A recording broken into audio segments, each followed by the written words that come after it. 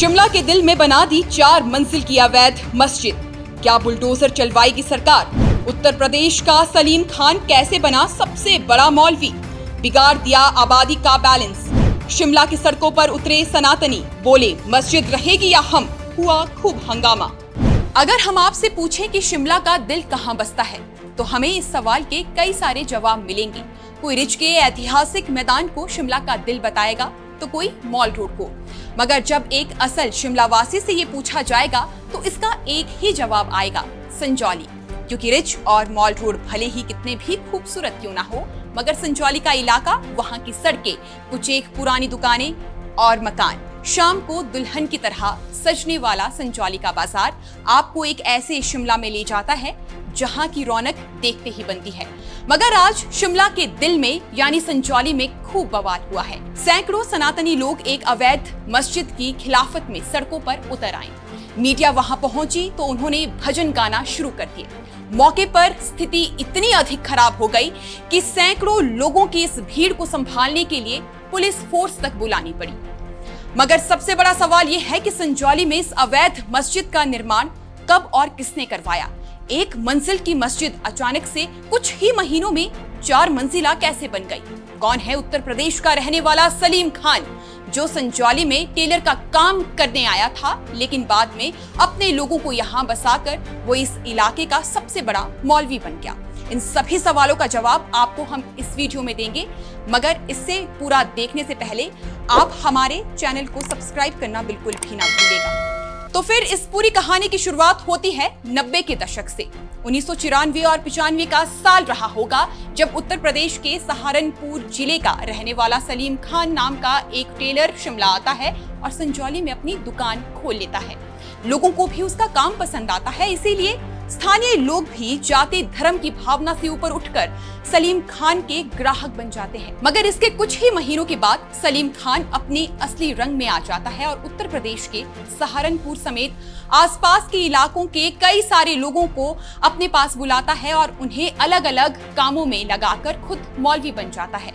फिर इसके कुछ ही सालों के बाद संजौली में वक्फ बोर्ड की जमीन पर एक मस्जिद तामीर कर दी जाती है।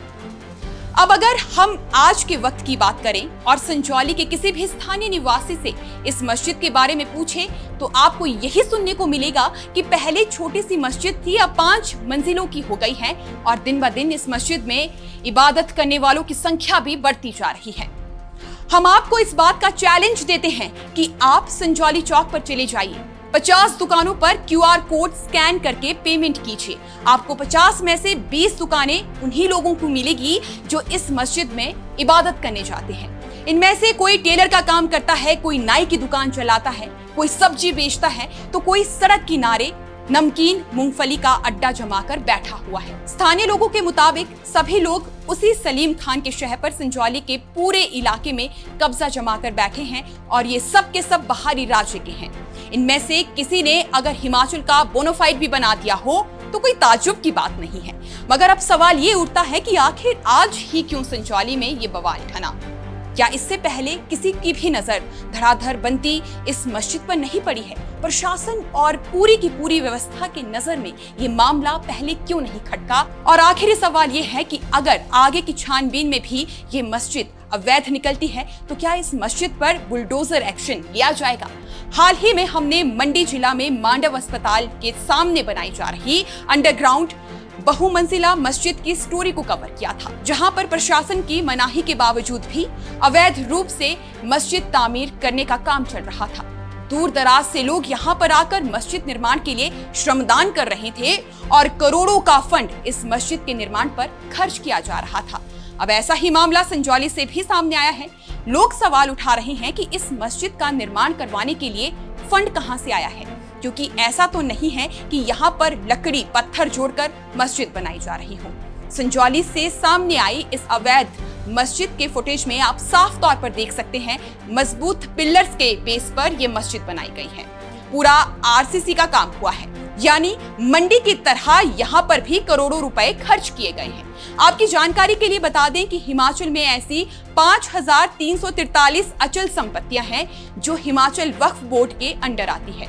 सन 1995 में सबसे पहले पीवी नरसिम्हा राव की सरकार ने वक्फ बोर्ड की जमीन अधिग्रहण के असीमित अधिकार दिए थे। इसके बाद 2013 में मनमोहन सिंह की सरकार ने वक्फ बोर्ड को संपत्ति का दावा करने के असीमित अधिकार दिए थे। यानी जहां पर भी वक्फ बोर्ड ने अपनी उंगली रख दी वो जगह वक्फ की हो गई। और इसके पीछे वक्फ बोर्ड का एक ही सिद्धांत काम करता है, एक बार वक्फ हमेशा एक वक्फ। मगर जब दिल्ली में केंद्र की सरकार के द्वारा वक्फ बोर्ड के अधिकारों में संशोधन करने की बात उठाई जाती है तो पूरा विपक्ष केंद्र पर टूट पड़ता है। बहरहाल वोट बैंक की इस राजनीति के बीच संजौली में तानी गई इस अवैध मस्जिद पर सरकार एक्शन लेती है या नहीं, ये देखने वाली बात होगी। बाकी आप दर्शकों का इस पूरे मामले में क्या सोचना है, हमें कमेंट बॉक्स में जरूर बताइएगा। अगले वीडियो में फिर मुलाकात होगी, तब तक के लिए जय श्री राम।